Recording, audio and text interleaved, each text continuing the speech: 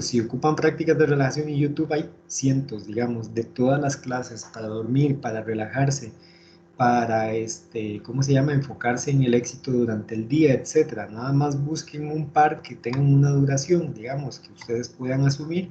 Escúchenlas primero, conscientemente, para ver si es lo que están buscando y guárdenlas. Cuando las necesiten, simplemente búsquenlas y las utilicen.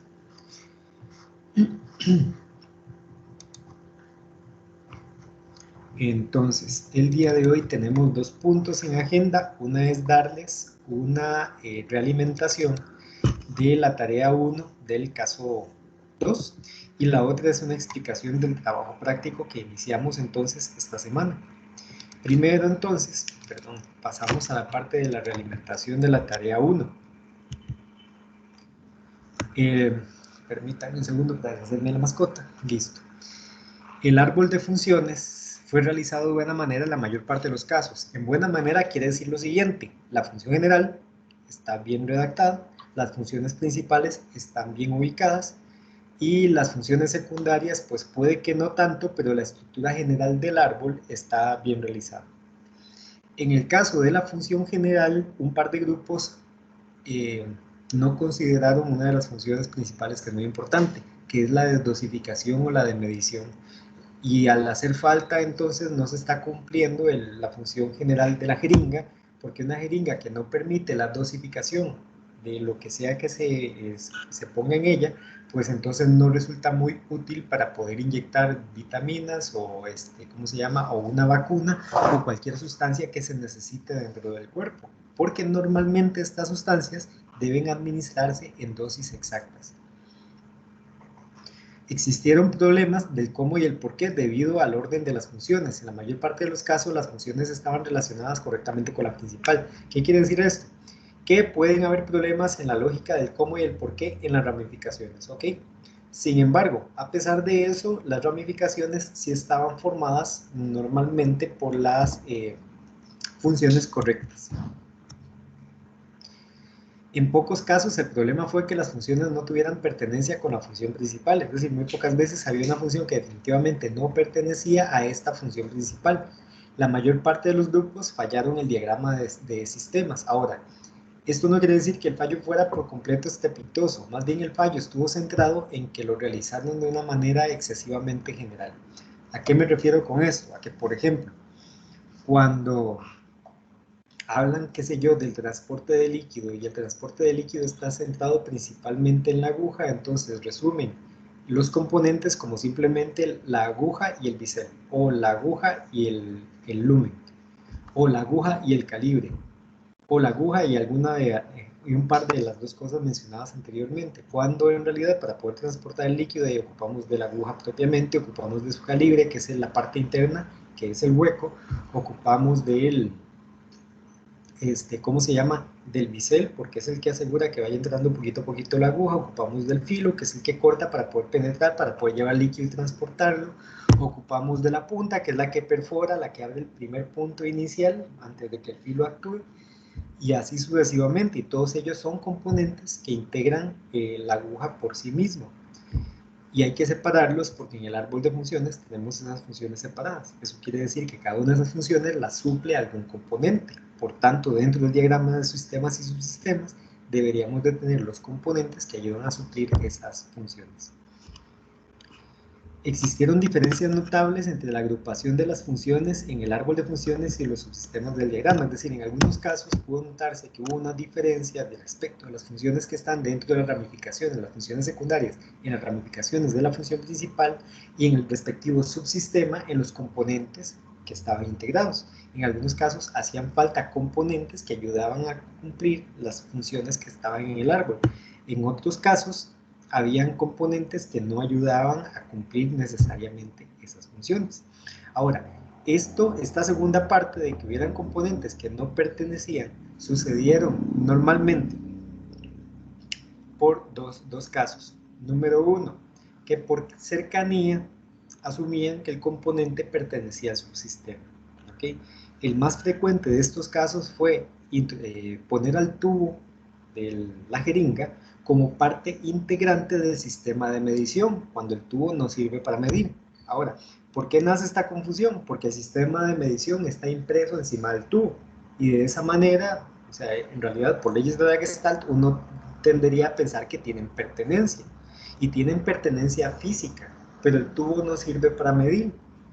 Tanto es así que si nosotros le borramos la escala numérica, ya el tubo no nos sirve de mucho para poder dosificar, porque quien ayuda a dosificar principalmente es la escala numérica en interacción con la orilla superior del, ¿cómo se llama?, del pistón, y con lo que sí aporta el tubo, que no es él mismo, sino la transparencia que permite la visibilidad del indicador móvil para poder ajustarlo con el punto de la escala a la cual pertenece. Entonces, ese fue uno de los casos, pensar que porque estaban cerca, entonces pertenecen al mismo subsistema, porque tienen cercanía física, entonces automáticamente pertenecen al subsistema. El otro motivo por el cual puede suceder esta, digamos, mala agrupación es por hacer una mezcla entre las funciones y el proceso de uso.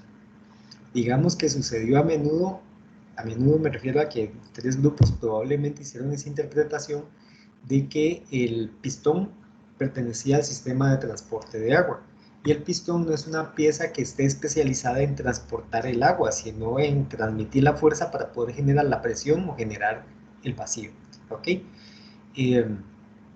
En realidad la pieza que está especializada en el transporte es la aguja, porque es la que está llevando el líquido del vial al interior de la jeringa, y del interior de la jeringa al interior del cuerpo humano. Por tanto, quien está especializado en eso pues, es la aguja. El pistón participa, pero porque aporta la fuerza necesaria para poder movilizar el líquido. Pero eso no es función de transporte. La función de transporte la cumple principalmente la aguja. Ahora, ¿por qué les digo que hay una confusión entre las funciones y el proceso de uso? Porque entonces, si uno lo ve de la siguiente forma, ok, para poder mover el líquido y transportarlo, yo tengo que jalar el pistón. Si yo no jalo el pistón, el líquido no se mueve y entonces no se transporta, lo cual está correctamente planteado desde el punto de vista del uso, ¿ok? Pero no desde el punto de vista de las funciones, porque la función del pistón está más relacionada con el transporte de fuerza que con el traslado de líquidos. Entonces, hay que cuidarse de hacer esta separación, digamos, de funciones o de categorías de información, una que tiene que ver con el uso, otra que tiene que ver con las funciones, para no cometer el mismo error dentro del trabajo práctico.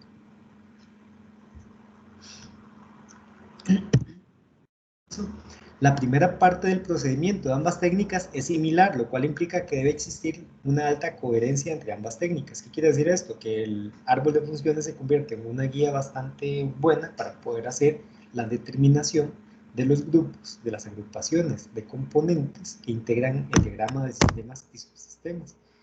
Y debido a que en algunos casos hay esta inconsistencia entre el árbol de funciones y el diagrama de sistemas, pues parece denotar que hay debilidades a su vez en el trabajo en equipo.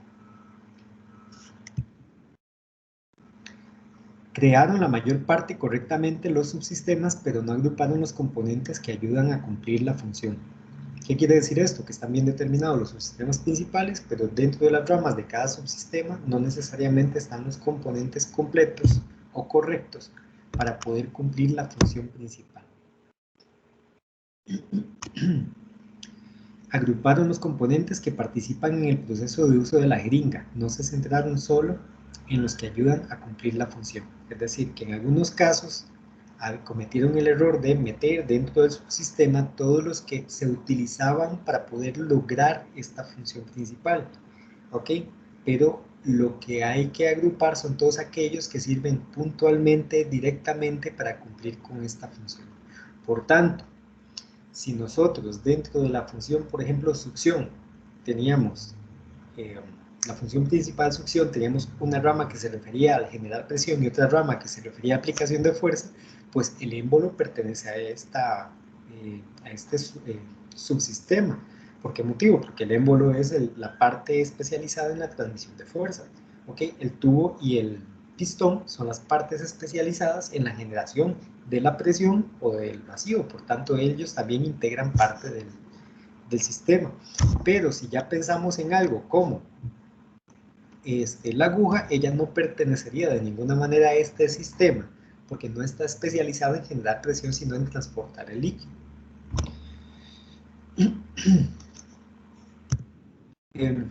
Los análisis tienen como característica esa debilidad del diagrama. En algunos casos, hasta el estilo de redacción parece referirse más al uso que a la función. Y aquí sí que no hay que perder de vista que lo que estamos viendo es lo que el objeto hace, no lo que el usuario hace con el objeto. La síntesis arrastra esa debilidad, ocasionando que la explicación no aclare los componentes que resuelven cada función. Entonces, cuando se presentó esta debilidad de mezclar el proceso de uso con las funciones, dentro del análisis narrativo, pues tuvo eco también dentro de la síntesis, porque la síntesis proviene del análisis narrativo. Y a pesar de, digamos, de que saquen una baja nota, que eso fue, digamos, lo que sucedió en términos generales, porque no hay notas, pues, realmente altas dentro del desarrollo de esta tarea, sí puedo decirles que hicieron un buen trabajo. Es decir, el hecho de que el árbol de funciones esté construido de manera correcta, que solo haya un aspecto de la función que no se está cumpliendo, pero que las funciones principales estén bien identificadas, ya muestra, digamos, un entendimiento de cómo se hacen las funciones. El resto ya es una cuestión de práctica, porque esta es de las técnicas más complejas que vamos a desarrollar dentro de este curso, o esta es la técnica más compleja que vamos a desarrollar dentro de este curso. La mayor parte de los errores cometidos tuvieron que ver más como de centrar la atención en las funciones y dejar de ponerle tanta atención a cómo se utiliza el objeto. Y también empezar a entender que cuando hablamos de funciones, solamente estamos hablando de aquellas trascendentes para lo puntual. Entonces, si lo que ocupamos es desarrollar una rama que se refiere solamente a aumentar o a disminuir la presión, pues vamos a tener probablemente subramas que se refieren a cosas distintas. Una propiamente a la generación de la diferencia de presiones, otra que tiene que ver con la aplicación de las fuerzas y otra que probablemente tenga que ver con cómo se transmiten esas fuerzas de manera correcta. Una vez entendido esto, se vuelve mucho más fácil producir el árbol de funciones. ¿Dudas, chicos, acerca de esa tarea?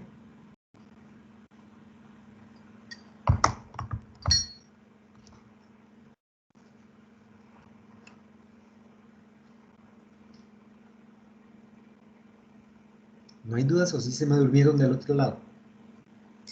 Profe, yo tuve una duda. En la parte de dosificación, Ajá. sería muy parecido a, digamos, en el caso de mi grupo pusimos, es que no sé, es un poco confuso, pero se llama extraer la cantidad necesaria de líquido. Ok, está bien. Ah, ok, ok. Ok, ve. La nomenclatura, digamos, puede variar. Ok. El detalle es que debe quedar claro, digamos, que eso tiene que tener eco dentro de la función general. ¿Ok? Porque si es algo que hace la jeringa y es una función principal, no puede darse por un hecho de que se va a entender dentro de la redacción, tiene que quedar plasmada dentro de la redacción. Después, de eso, de la forma en cómo lo están poniendo, pues puede extenderse también el tema de la dosificación y el tema de la medición. Ahora, si yo te pregunto cuál de las tres ideas sería más clara para ponerla como función principal, extraer o introducir la cantidad de líquido que se necesita, dosificar o medir, ¿cuál de las tres lo dice de manera más exacta? Suena mejor dosificar, la verdad. ¿Ves? Ahí entonces viene, ya este es un tema como de aprendizaje, por supuesto, de poder discernir cuál de todos ellos tiene como la mayor capacidad para comunicarle a un tercero exactamente qué es lo que quieres decir. ¿Sí me explico? Entonces, entre todas esas expresiones yo estoy de acuerdo, probablemente dosificar funciona mejor porque dosificar implica las otras dos, es decir, dosificar implica que tengo que medir, si no, no puedo establecer una dosis, y dosificar también implica que yo voy a definir una cantidad de sustancia que se necesita.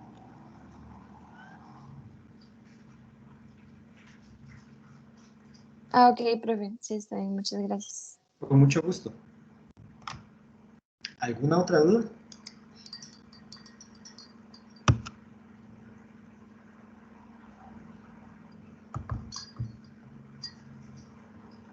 ¿No más dudas? Yo tengo una, profe, pero lo estaba planteando porque ¿Estás entendiéndola, digamos? Sí, es que tenía la duda en el análisis de sistemas y subsistemas. Se centra en los componentes que integran a la función Que o, cumplen las funciones. ajá, que cumplen la función o cuál es la diferencia de los componentes materiales. Ok, componentes materiales, digamos, no hay diferencia entre uno y otro. Componentes materiales como para decir contundentemente que es todo aquello que podemos tocar que ayuda a cumplir la función.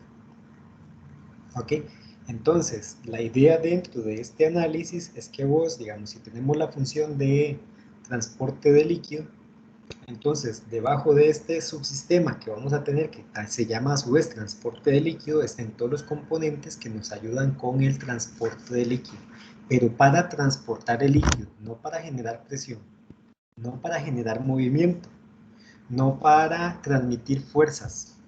Su misión es permitir que haya un espacio que haga que el líquido entre a la jeringa y llegue al cuerpo, al ser humano. Es decir, que pueda ingresar líquido y que pueda salir líquido. Por tanto, todo eso que hay entre la parte interna de la jeringa, que está especializada en generar presión o en disminuir la presión, y el cuerpo humano o el vial de donde se sorbe el líquido, pues todo lo que hay en medio está especializado en transportarlo, que básicamente es la aguja. Ahora, nosotros podríamos tener, digamos, dos puntos de vista. Pensar en la aguja integrándola con el pivote, que eso es perfectamente válido, porque el pivote cumple otra función que tiene que ver más con el acople propiamente que con la transportación de los líquidos. ¿Ok? O pensar que son cosas separadas, cuyo caso también es válido porque el pivote de la aguja está integrada, entonces de alguna manera, aunque sea como sostén, colabora en el transporte de líquido. Entonces ahí no habría mucho problema en que esté o no esté. El problema es que cosas como el humen no esté, porque el humen es el punto de entrada del líquido, ¿ok? El calibre, que es la parte interna, que es hueco, por ahí viaja el líquido, por tanto forma parte del sistema. Para poder introducir el líquido en el cuerpo ocupamos del bisel, de la punta y del filo, porque sin ellos no podemos penetrar la piel para poder llegar al punto donde el líquido se necesita. Y si eso no se logra, no se puede transportar el líquido. Todos ellos intervienen en el logro del transporte del líquido.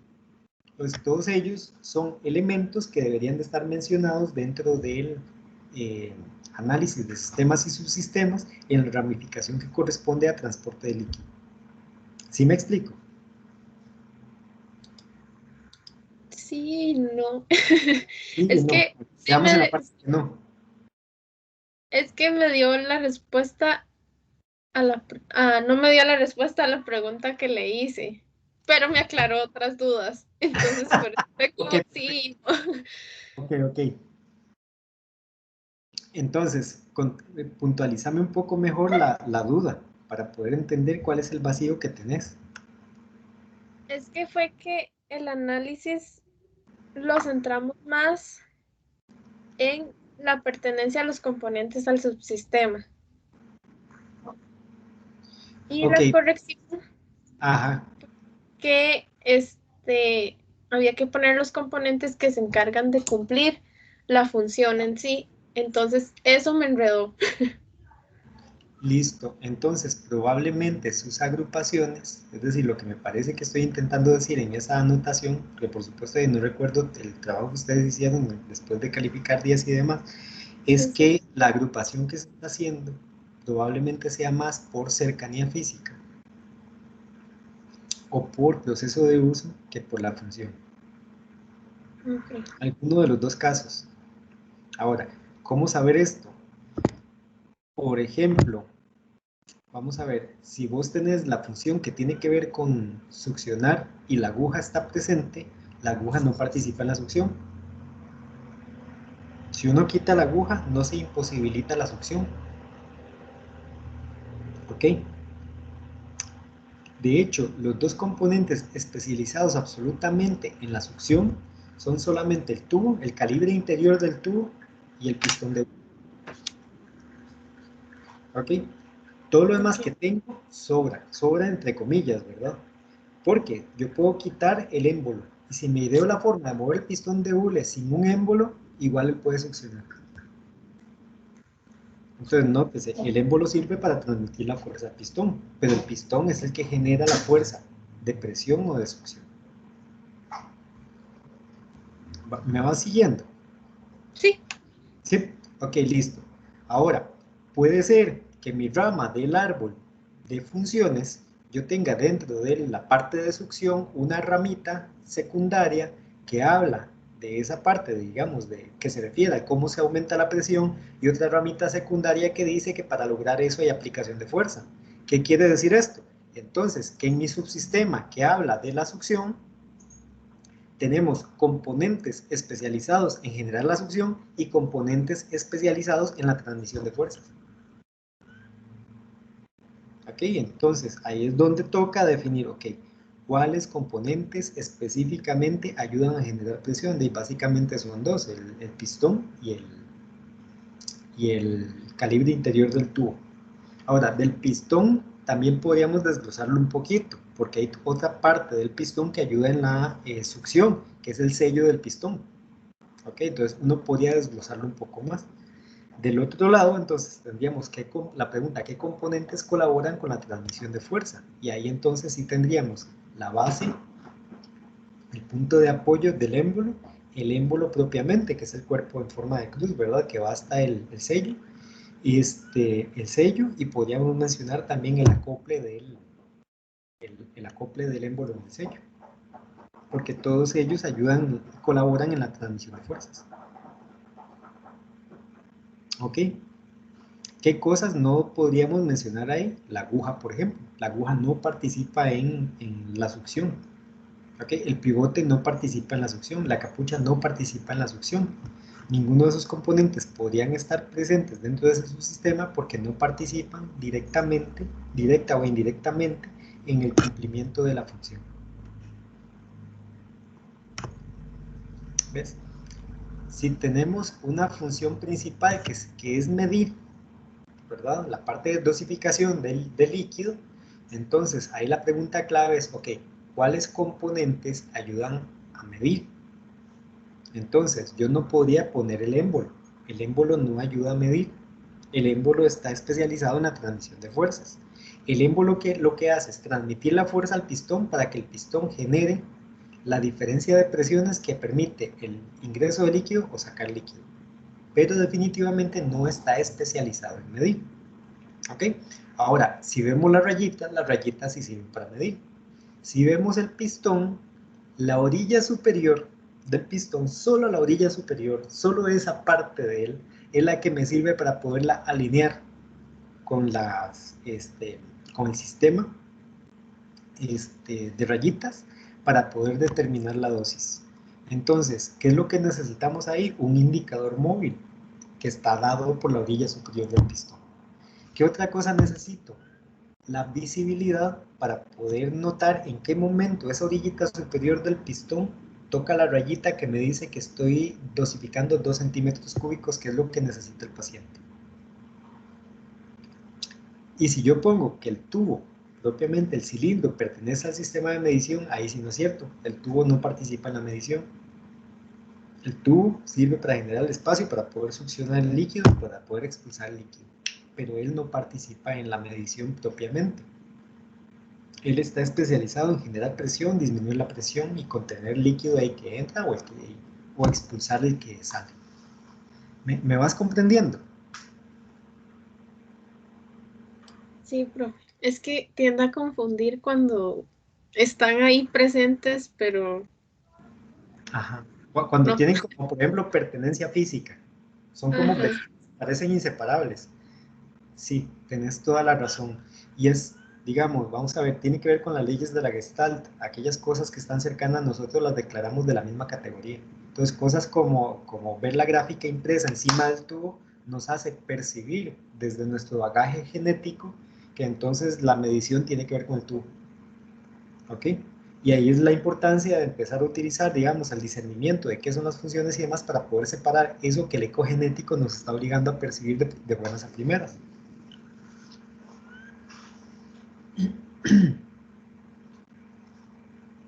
Profe, tengo una duda. Adelante. Entonces, digamos, en la parte del análisis morfológico, Ajá.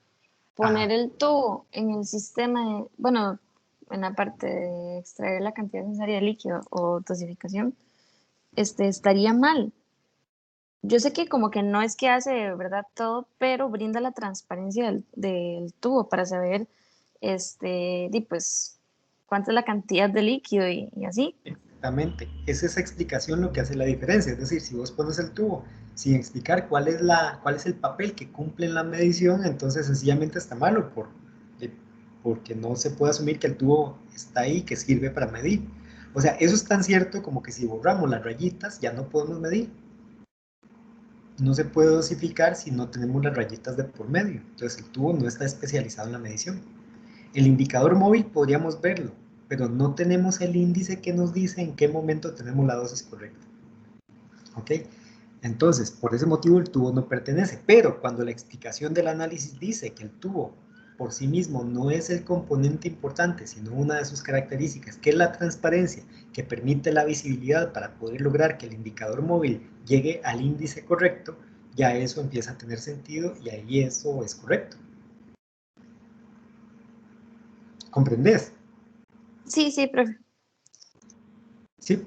El tema aquí entonces está en ser lo suficientemente claro para poder explicar por qué ustedes opinan que el componente pertenece a su sistema, por ejemplo, o por qué ustedes opinan que esa forma de ese componente en realidad cumple con la función que están especificando.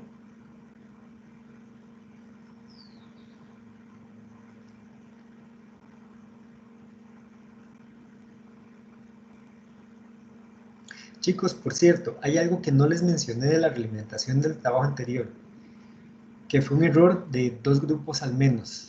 No recuerdo, digamos, o sea, si del grupo de ustedes o del grupo anterior de análisis, pero eran 2 grupos de trabajo que cometieron ese error con respecto al objeto de estudio.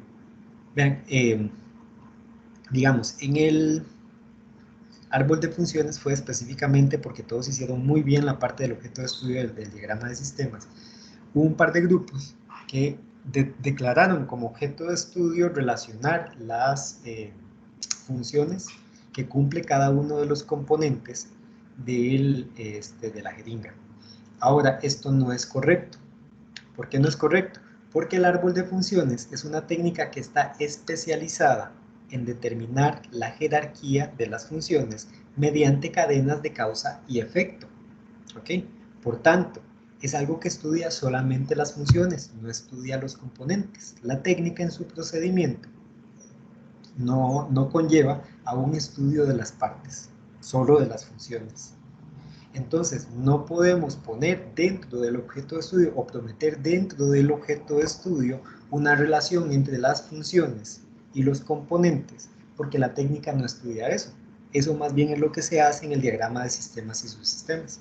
Entonces, si hicieron ese planteamiento es completamente equívoco porque la técnica no sirve para eso. Entonces, no podemos prometer de la técnica algo que la técnica no puede dar. Después, en uno de los 2 casos, la síntesis, al hacer la síntesis, además de que ya de por sí iba a ser errónea, porque el objeto de estudio era erróneo, pues presentaron solamente las funciones, lo cual no cumple con lo prometido en el objeto de estudio, porque el objeto de estudio se está prometiendo establecer esa relación existente entre las partes y las funciones, y en la síntesis se entregan solamente las funciones.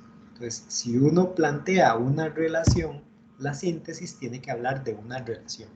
La discusión en el análisis tiene que hablar de la relación, porque eso es lo que uno está prometiendo en el objeto de estudio. Entonces, verifiquen bien su objeto de estudio, para que no vuelvan a cometer ese error, porque eso es ya perder, digamos, puntos por descuido, ¿ok? En estos 2 casos no estoy seguro de que sea así, pero una de las cosas que puede estar pasando es que hagan una redacción por cumplimiento. ¿Qué quiere decir redacción por cumplimiento? De que en ese momento fue lo primero que se me ocurrió para poder poner ¿cómo se llama? La respuesta al objeto de estudio, en lugar de sentarme a ver para qué sirve la técnica, para saber qué es lo que yo puedo prometer que voy a tener como objeto de estudio final. ¿Comprenden, chicos?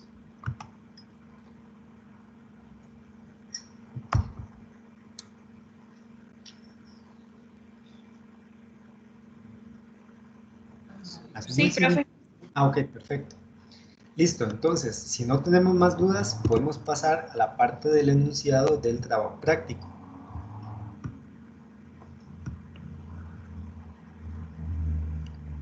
Listo, ¿qué hay que hacer esta vez? Contestar el objeto de estudio, cómo funciona una jeringa de inyectables. Y además contestar las 4 preguntas que dirigen la investigación. ¿Cuáles son las funciones que desempeña cada parte de la jeringa? ¿Cuáles componentes materiales se encargan de cumplir con las funciones necesarias para poder inyectar una medicina? ¿De qué manera las formas de cada componente facilitan el cumplimiento de la función para la cual están hechas? ¿Y cuáles son los principios físicos involucrados en el funcionamiento de la jeringa? ¿Qué tenemos que hacer entonces? Reconocer los principios físicos que intervienen en el funcionamiento de la jeringa, hacer un análisis de funciones, el análisis de sistemas, subsistemas y el análisis de forma-función, además de reconocer los principios físicos, ¿verdad? Perdón, de relacionar los principios físicos para hacer estos análisis. Y esta vez entonces nos toca triangular la información obtenida en las tareas para poder contestar cómo funciona la jeringa.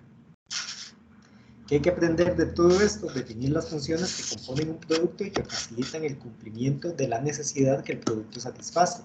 Agrupar los componentes empleando como criterio la función que desempeñan, aclarando de esta manera la estructura sistémica que los organiza. Aclarar la función de cada componente físico del sistema estudiado y de ahí para abajo todos los aprendizajes que son transversales a los ejercicios que hemos hecho en este curso. Los equipos de trabajo, como bien saben, son los mismos de las 2 tareas anteriores. Y la tarea será realizada de la siguiente forma. Primero, este trabajo trata de triangulación de los datos obtenidos en las tareas 1 y 2, de manera que para poder realizarlo, pues hagan las correcciones que sean necesarias. Utilicen de base el árbol de funciones que yo les pasé. Ok, si tienen dudas, entonces igual que siempre pueden anotar en el foro. Y si son dudas ya como dudas, me dejan, o sea, igual me dejan en el foro, yo después les puedo hacer una cita o bueno, yo puedo definir si es demasiado complejo para explicárselos en un foro y entonces yo los reúno para que hablemos del tema. Deben definir las categorías de análisis. Las categorías siempre están relacionadas con el objeto de estudio. No deben perder de vista que lo que intentamos aclarar es lo siguiente: cómo funciona una jeringa de inyectables y contestar las preguntas que dirigen la investigación, que son estas 4 que tenemos acá y que ya fueron mencionadas anteriormente. Por tanto, las categorías que se elijan deben ayudarlos a ustedes como grupo investigador a aclarar cómo funciona una jeringa de inyectables, incluyendo a todos aquellos componentes, elementos y condiciones que aseguran la condición de apta para su uso. Entonces, tienen que decir cómo funciona y qué es lo que hay alrededor de ese funcionamiento que permite al final que la jeringa sea apta. La forma de definirlas, entonces, es a partir de los datos encontrados. Cada técnica debe contar con un instrumento que integra la información y un análisis narrativo a partir de dichos hallazgos. Las categorías emergen de esa información de las técnicas. La triangulación en este caso se hace agrupando por afinidad la información, formando grupos de ideas que se refieran al mismo tema. El criterio para la búsqueda de la afinidad la da el objeto de estudio, cómo funciona una jeringa inyectable. Entonces, tenemos un instrumento que que tiene la información, digamos, de cada una de las técnicas. En el caso del árbol de funciones, el mapa mental, que es el árbol de funciones. En el caso del diagrama de sistemas y subsistemas, este mapa mental jerárquico que muestra la relación entre cada subsistema y los componentes que lo integran. En el caso del análisis forma-función, depende de qué manera hayan representado. Supongamos que utilizamos un storyboard, entonces es el storyboard.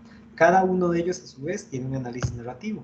¿Qué tenemos que hacer nosotros? Pues ahora cruzar toda esa información para poder definir cuáles son las categorías. Ahora, si estamos intentando explicar cómo funciona algo en la jeringa, ¿cuáles creen que sean las categorías que vamos a estudiar?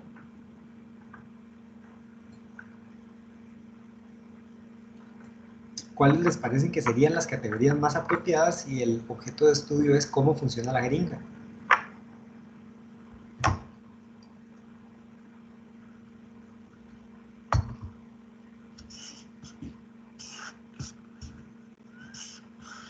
Las funciones. Muy probablemente sean las funciones, los medios que nos ayuden a categorizar la información para poder definir entonces cómo funciona la jeringa. Una vez realizado el diagrama, se continúa el procedimiento de la técnica, nombrando cada categoría hallada. Una vez categorizada la información, se procede a interpretarla a partir del análisis narrativo. Entonces, esto que nos dice el procedimiento es que podemos usar de primera entrada un diagrama de afinidad para poder aclarar las categorías. Sin embargo, desde el principio, debido a que la pregunta base es cómo funciona una jeringa, eso nos empieza a insinuar que es altamente probable que el criterio de agrupación de la información sean las funciones propiamente.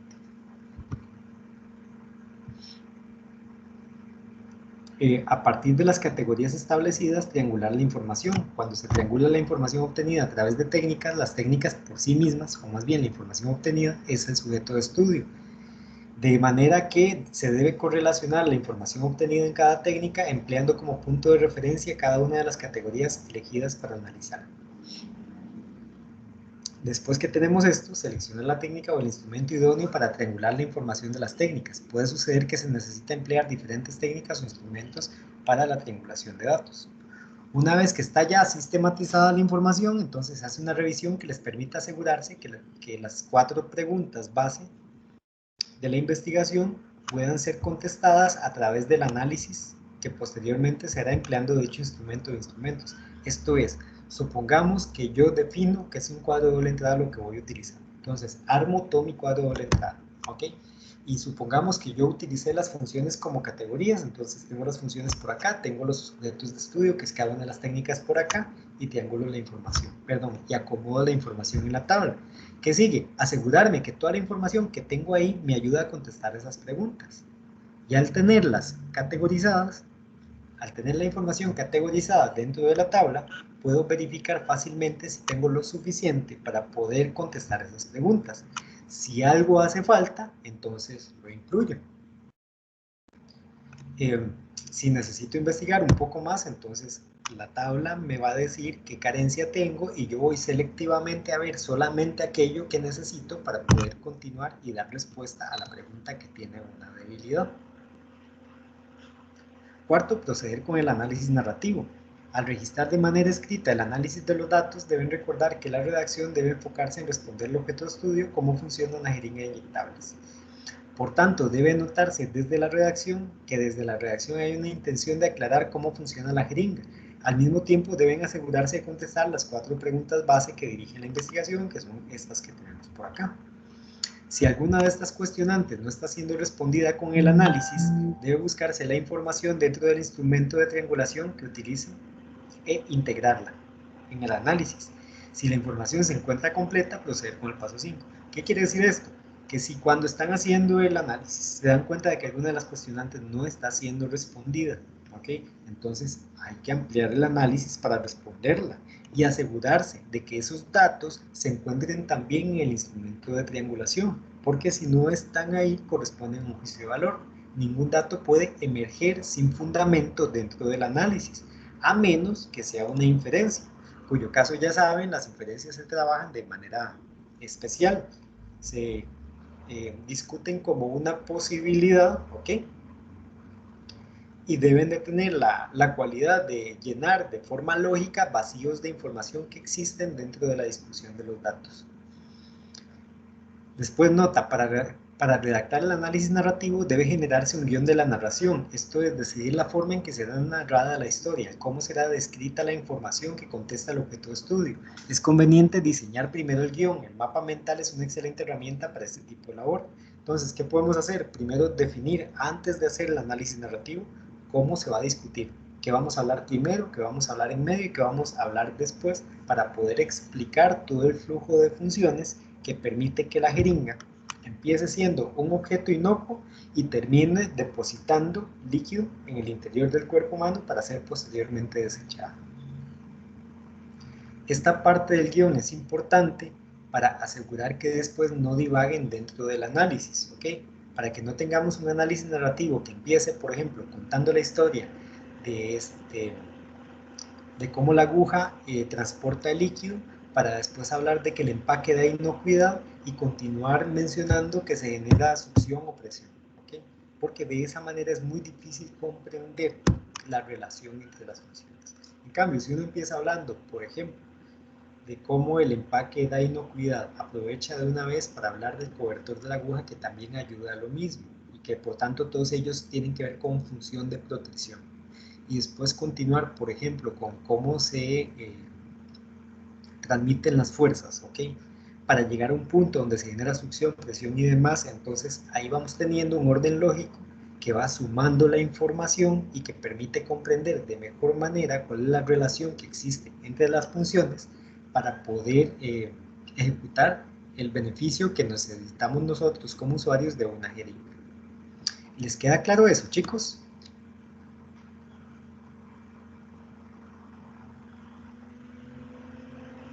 Sí, Sí. lo de los principios sería Físico. como, ajá, lo de los principios físicos sería como otra categoría también para añadirlo en datos recolectados aparte de las funciones, ¿verdad? Sí, pero ellos, digamos, no, por así decirlo, no son un sujeto de estudio. No estarían dentro del, digamos, si hacemos un cuadro de la entrada, no estaría como una de las columnas, porque ellos son más bien información que nosotros necesitamos para determinar las funciones dentro del árbol de funciones. Son datos necesarios para poder determinar funciones. ¿Ok? Entonces, por sí mismos no configuran un sujeto de estudio dentro del cuadro de doble entrada o del instrumento de triangulación de datos que utilicemos.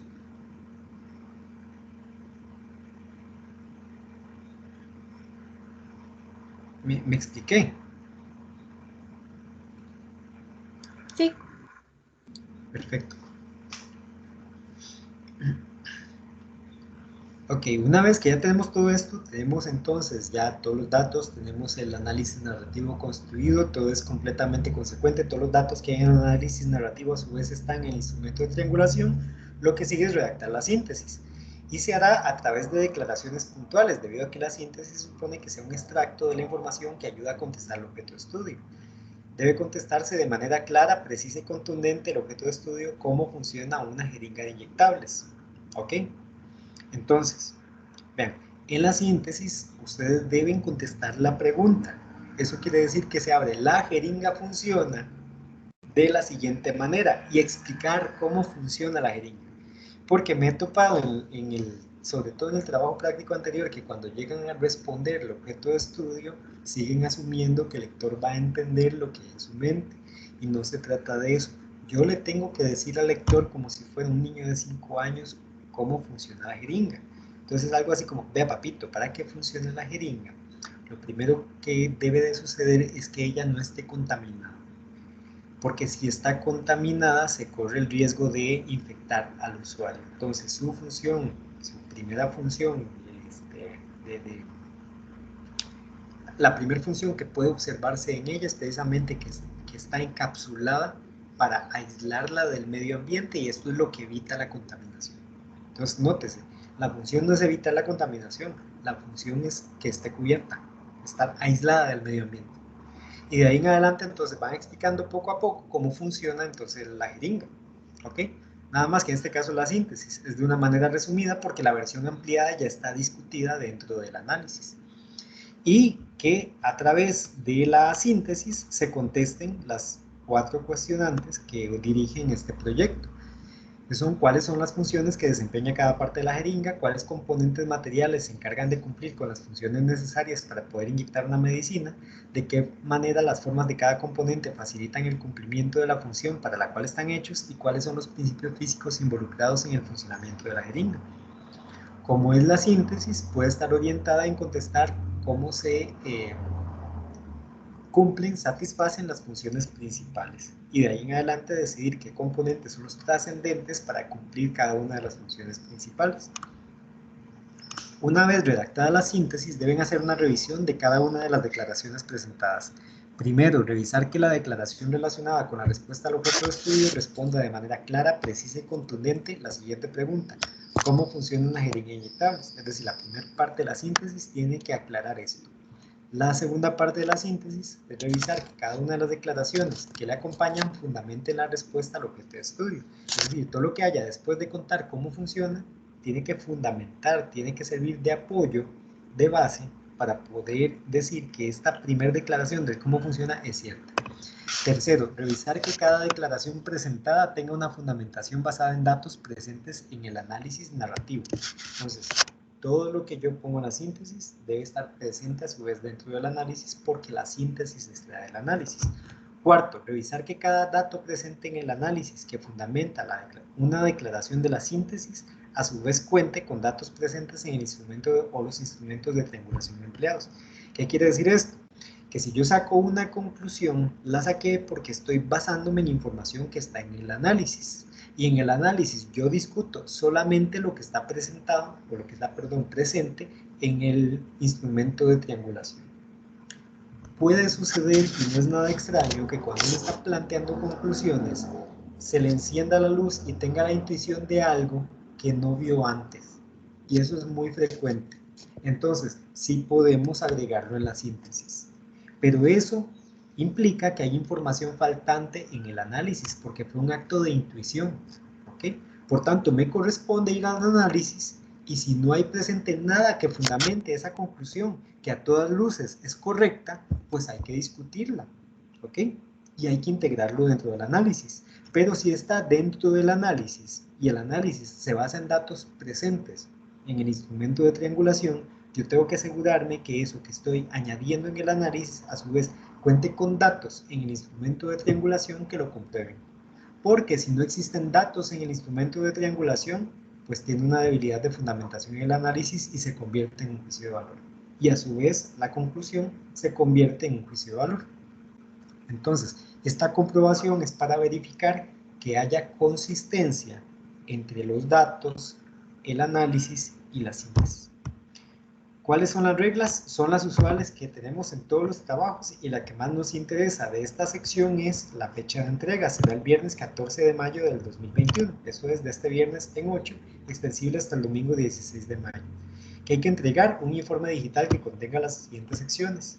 Portada digital que contenga, portada, técnicas o instrumentos seleccionados para la triangulación de datos, técnicas y o instrumentos aplicados conteniendo los datos, análisis narrativo de los resultados, directrices, anexos, datos empleados en el proceso y evidencias de la realización de la tarea. La evaluación va a ser a través de la misma rúbrica analítica que se utilizó en el primer trabajo práctico, corresponde entonces a los siguientes rubros de evaluación: definición de las categorías de estudio, justificación de las categorías, selección de las técnicas o instrumentos para la triangulación de los datos, análisis de resultados y la síntesis. Entonces, será considerada excelente la definición de categorías si la totalidad de las categorías de estudio dan la orientación necesaria para responder al objeto de estudio. Ahora, por un asunto de error cometido en el primer trabajo práctico, si se definen las categorías de estudio, hay que decir cuáles son. Donde es el título, definición de categorías de estudio, tienen que estar escritas y nombradas las categorías de estudio. Si no, no hay una definición de categorías de estudio. Es decir, esta sección no es para contar cómo las definieron, es para decir cuáles son y por qué son esas. Entonces, ahí se evalúa la definición de categorías más la justificación de categorías de estudio. El decir cuáles son y por qué fueron seleccionadas es suficiente para emitir criterio de su validez dentro de la investigación. La justificación va a ser considerada excelente si la justificación presentada para la totalidad de las categorías muestra relación lógica con la respuesta al objeto de estudio.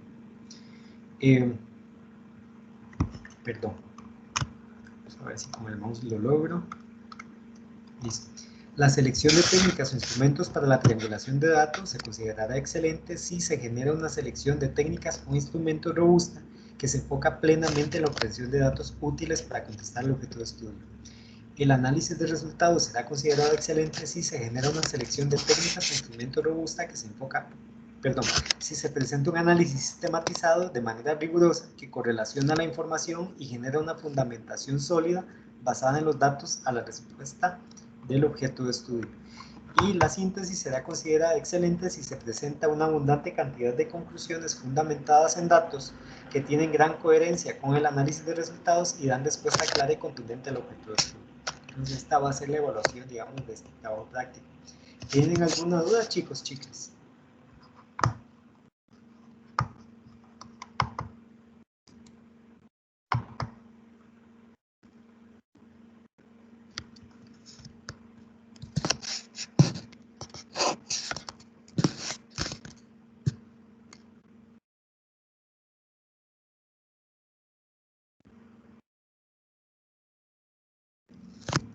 No todavía.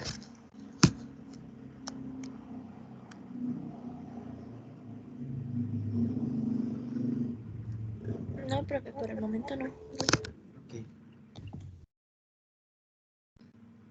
Ok, bueno, toda esa información, como lo saben, está a disposición de ustedes.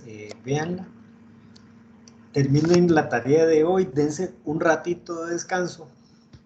No muy grande, y no muy grande no me refiero a que no deban hacerlo, sino más bien que empiecen lo pronto que sea posible el trabajo práctico, porque pasa lo siguiente.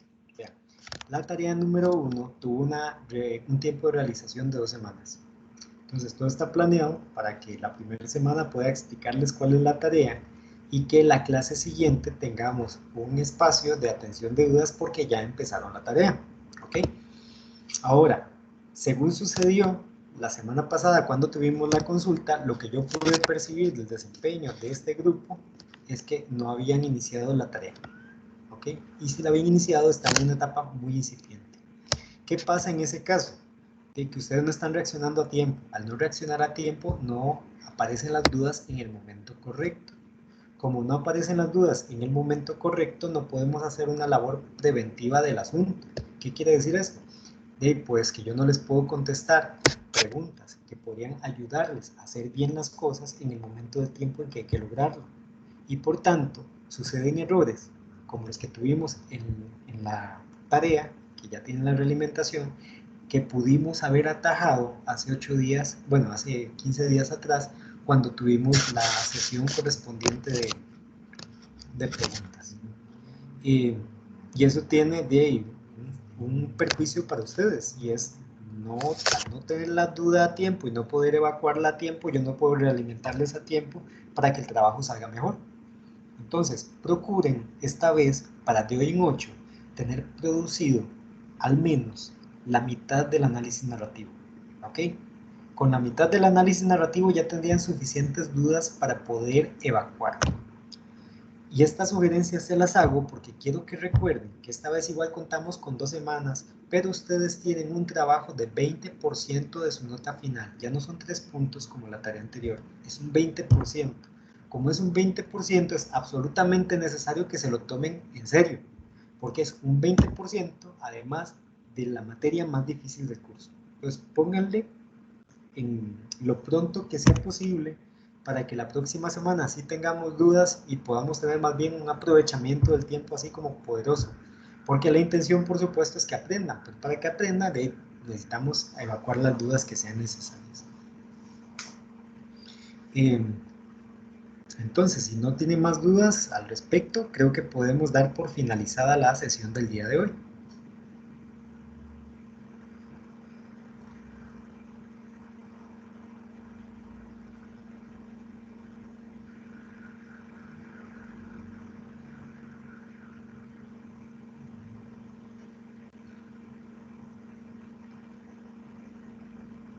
Ok, como el silencio parece indicar que no tienen dudas, entonces nos vemos la próxima semana, chicos y chicas. Gracias, profe. Con mucho Gracias. gusto. Muchas Vayan, gracias. Hasta luego. Gracias, profe. un placer. Gracias, profe. Gracias, profe. Con mucho gusto.